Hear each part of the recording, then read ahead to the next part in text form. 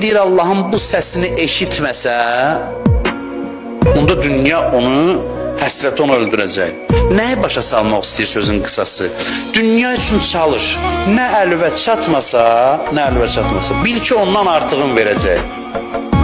Nə əlindən çıxsa, o saat qulaq as. Səssizlikdə Allahın səsini eşit. Səssizlikdə eşitdə, sükutun içində Allahın səsini eşitmək var. Deyirsən ki, qüdrətin çatır, bəli.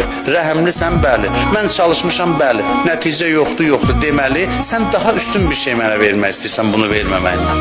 Daha artıq bir şey vermək istəyirsən. Yətəəzzə bi'əzaillah budur.